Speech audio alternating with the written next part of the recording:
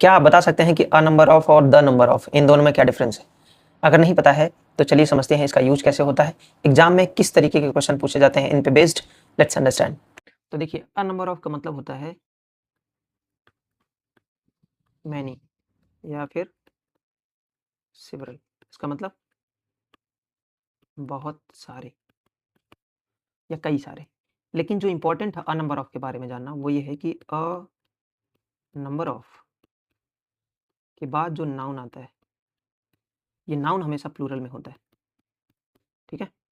और इसके बाद जो वर्ब आती है, ये वर्ब भी क्या है, हमेशा प्लूरल में होती है। ठीक है ना। For example, a number of students were absent yesterday. बहुत सारे स्टूडेंट्स, कई सारे स्टूडेंट्स कल एब्सेंट थे। अब देखिए, अ नंबर ऑफ के बाद जो नाउन आया स्टूडेंट्स, वो क्या है, प्लूरल है। और जो वर्ब आई वो भी क्या है, प्लूरल में। ऐसा क्यों है? क्योंकि जो सेंटेंस का जो सब्जेक्ट होता है, वो अ नंबर ऑफ के बाद जो नाउन होता है ना, यही सेंटेंस का सब्जेक्ट होता है। क्योंकि ये हमेशा प्लूरल में होता है, इसीलिए वर्ब हमेशा प्लूरल में होती है। Subject verb agreement. ठीक है ना। अब आते हैं द नंबर ऑफ पे। द नंबर ऑफ का मतलब होता है कि संख्या। ठीक है ना। और द नंबर ऑफ के बाद जो नाउन आता है, ये हमेशा प्लूरल में होगा। लेकिन जो वर्ब आएगी, ये वर्ब हमेशा सिंगुलर होगी। ध्यान रखिएगा। नाउन, द नंबर ऑफ के बाद जो नाउन आएगा वो हमेशा प्लूरल में होगा, लेकिन जो वर्ब आएगी हमेशा सिंगुलर में होगी। For example, the number of cancer cases has increased significantly. Cancer के मामलों की संख्या बहुत ज़्यादा बढ़ गई है।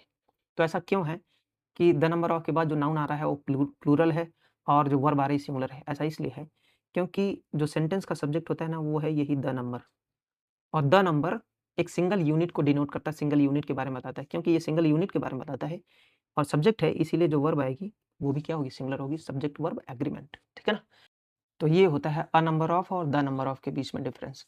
इस डिफरेंस को याद रखिएगा, क्योंकि आपके एग्जाम में इन पर बेस्ड क्वेश्चंस पूछे जाते हैं, रिपीटेडली बार बार पूछे जाते हैं। अगर आपको अपनी इंग्लिश इंप्रूव करना है और एग्जाम में एक्सेल करना है, तो मुझे इंस्टाग्राम और फेसबुक पर फॉलो कीजिए और यूट्यूब चैनल को सब्सक्राइब कीजिए। I will see you in the next video. Bye.